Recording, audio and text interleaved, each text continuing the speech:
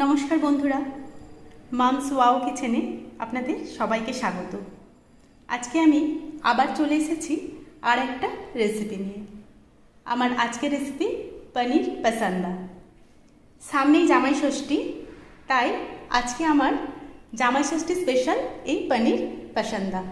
তো চলুন বন্ধুরা, আমরা দেরি না করে দেখে নিই এই পনির পসন্দা কিভাবে খুব সহজে বাড়িতে বানানো যায়। আজকে পনির পসন্দা তৈরি করার জন্য আমি এখানে 400 গ্রাম পনির নিয়েছি। পনিরগুলো আমি এইভাবে ত্রিকোণ আকারে কেটে নিয়েছি, আর একটা ছুরির সাহায্যে আমি এরকম একটু পকেটের মতো তৈরি করে নিয়েছি। এবারে আমি এর জন্য পুরটা তৈরি করে নেব। সেই জন্য এখানে আমি আরও 100 গ্রাম পনির নিয়েছি। প্রথমেই আমি পনিরটা হাতের সাহায্যে খুব ভালোভাবে মেখে নেব। পনিরটা আমি ভালোভাবে মাখিয়ে নিয়েছি। এবারে আমি এখানে 50 গ্রাম খোয়া ক্ষীর নিয়ে নিয়েছি। খোয়া ক্ষীরটাও আমি পনিরের সাথে খুব ভালোভাবে মাখিয়ে নেব।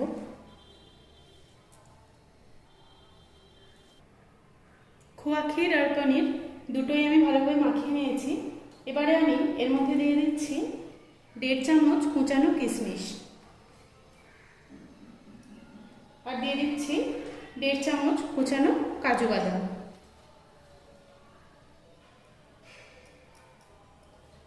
এবারে আমি এর মধ্যে দিয়ে দিচ্ছি পরিমাণ মতো নুন,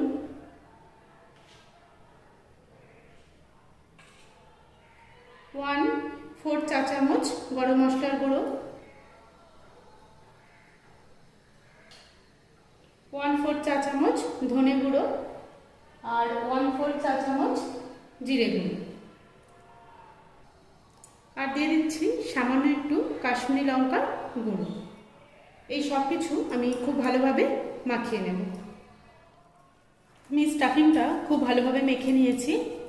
এবারে আমি এগুলো পনিরের মধ্যে ভরে নেব।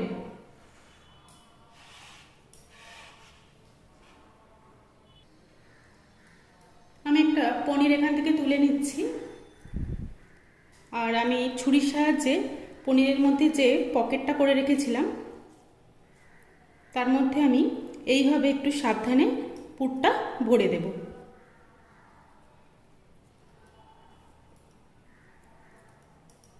খুব বেশি চাপ দিয়ে আমি এটা ভরবো না, তাহলে এটা পনিরটা ফেটে যাবে। এবারে আমি এটা হাত দিয়ে একটু চেপে দেব, আর সাইডগুলো এইভাবে আমি লেবেল করে দেব।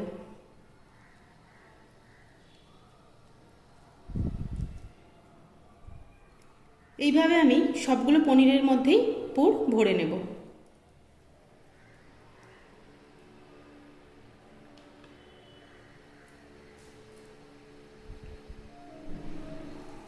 এই একইভাবে আমি আরেকটা পনির নিয়ে নিয়েছি, তার মধ্যে আমি এইভাবে পুরটা ভরে দিচ্ছি।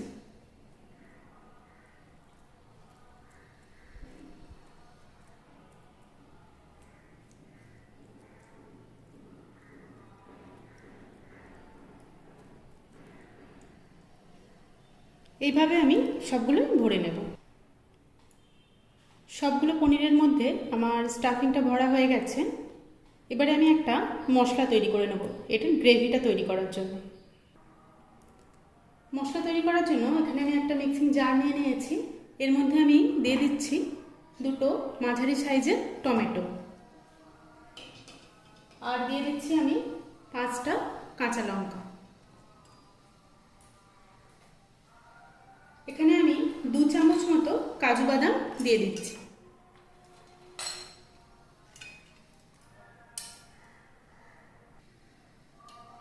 দিয়ে দিচ্ছি 1/2 চামচ ধনে গুঁড়ো,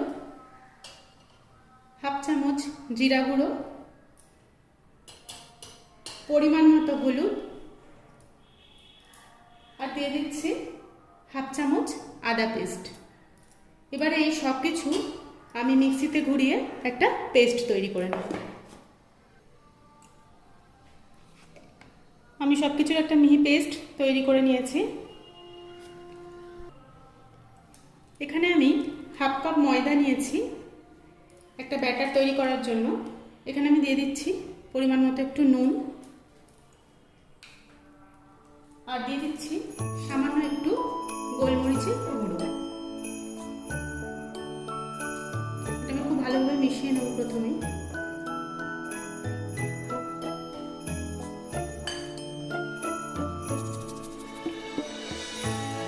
এবারে আমি এটা জল দিয়ে গুলে একটা ব্যাটার তৈরি করে নেব।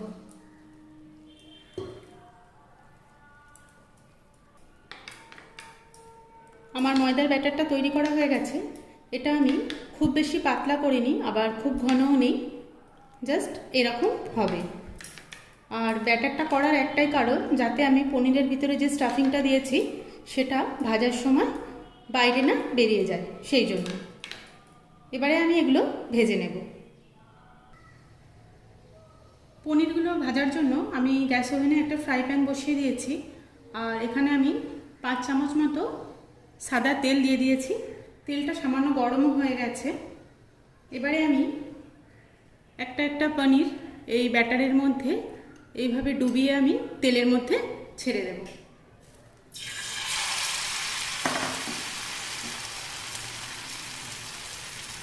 একইভাবে আমি সবগুলো পনির ব্যাটারের মধ্যে ডুবিয়ে ছেড়ে দেব।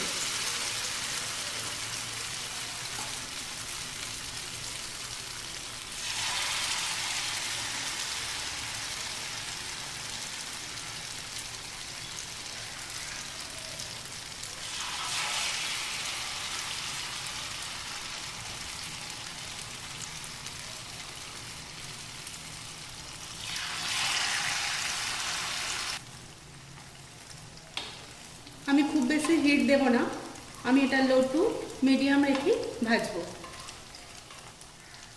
এক পিঠ হয়ে গেলে আমি এগুলো অন্য পিঠটা উল্টে দেব। এইভাবেই আমি এগুলো একটু হালকা ব্রাউন করে ভেজে নেব।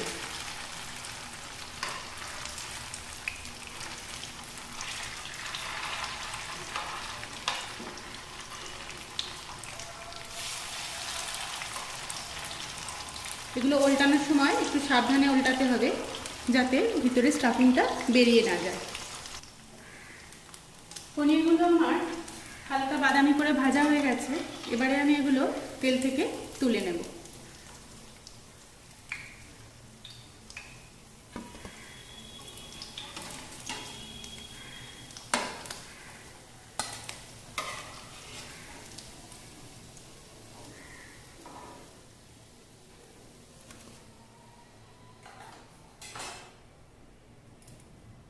একইভাবে আমি বাকি পনিরগুলো এই ময়দার ব্যাটারের মধ্যে ডুবিয়ে তেলের মধ্যে ছেড়ে দেব।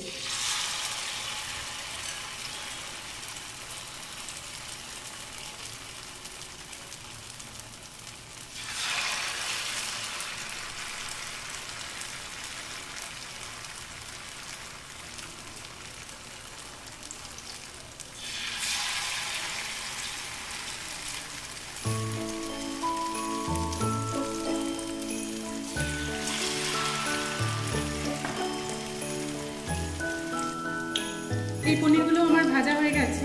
এগুলো আমি এবারে তেল থেকে তুলে নিচ্ছি।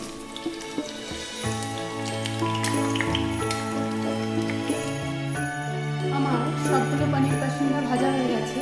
এবারে আমি এর জন্য গ্রেভিটা তৈরি করে নেব।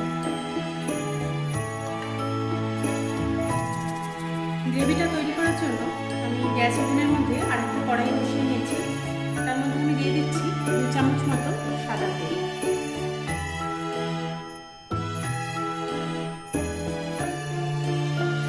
এবারে আমি এর মধ্যে দিয়ে দিচ্ছি 2টো তেজপাতা, আর দিয়ে দিচ্ছি কিছু গোটা গরম মশলা।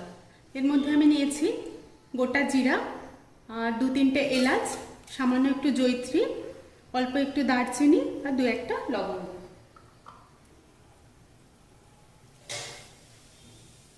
এগুলো আমি প্রথমে একটু ভালোভাবে ভেজে নেব।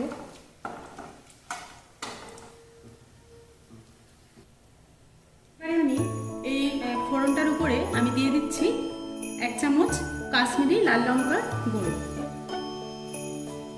এইভাবে যদি লাল লঙ্কার গুঁড়োটা তেলের উপরে ভেজে নেওয়া হয় তাহলে কালারটা আরো সুন্দর আসে। এটা আমি 1 মিনিট একটু ভেজে নেব। এবারে আমি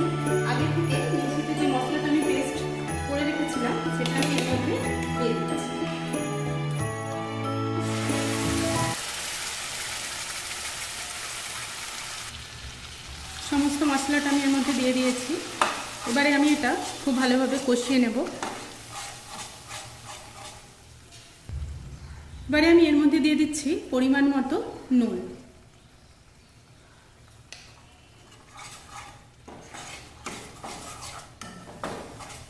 মশলাটা আমি 2 মিনিট মতো খুব ভালোভাবে কষিয়ে নেব।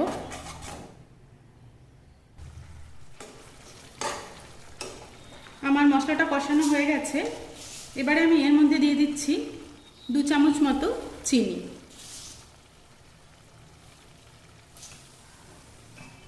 আর দিয়ে দেব সামান্য একটু জল।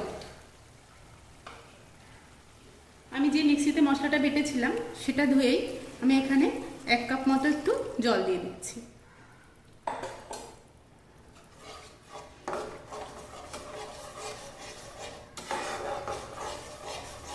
এটা দিয়ে মশলাটা আমি আরেকটু ঢাকা লাগিয়ে 1 মিনিট মতো একটু ফুটতে দেব।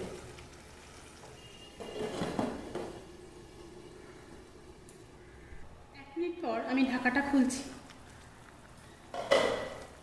মশলাটা খুব ভালোভাবে ফুটছে। এবারে আমি এর মধ্যে দিয়ে দিচ্ছি 1/2 কাপ আমুলের ফ্রেশ ক্রিম। ফ্রেশ ক্রিম যদি আপনাদের বাড়িতে না থাকে সেক্ষেত্রে আপনারা দুধের সরও ব্যবহার করতে পারেন।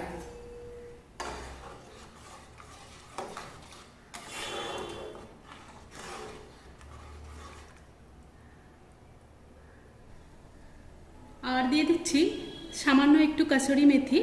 এটা আমি একটু শুকনো খোলায় ভেজে নিয়েছি। আর এইভাবে আমি এটা একটু হাত দিয়ে ঘষে এর মধ্যে দিয়ে দেব।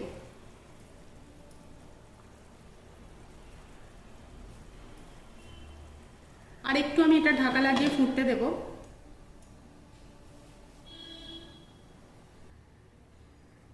আমি কড়াইয়ের ঢাকাটা খুলছি।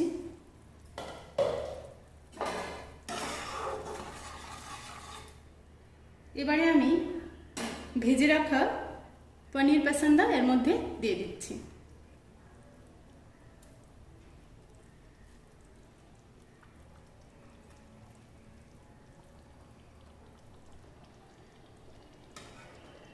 আমি সবগুলো পনির এর মধ্যে দিয়ে দিয়েছি। এবারে আমি এটা খুব বেশি সময় আর ফোটাবো না। এটা আমি ঢাকা লাগিয়ে 1 থেকে 1.5 মিনিট এটা আমি একদম লো ফ্লেমে একটু ফুটিয়ে নেব। 1.5 মিনিট হয়ে গেছে। আমি এবারে কড়ার ঢাকাটা খুলছি। এটা একদম তৈরি হয়ে গেছে। এবারে আমি উপর থেকে দিয়ে দিচ্ছি সামান্য একটু গরম মশলা গুঁড়ো। এবারে আমি ঢাকা লাগিয়ে গ্যাস ওভেনটা অফ করে দিচ্ছি। আর এইভাবেই আমি মিনিট 10 এটা স্ট্যান্ডিং টাইমে বসিয়ে রাখবো।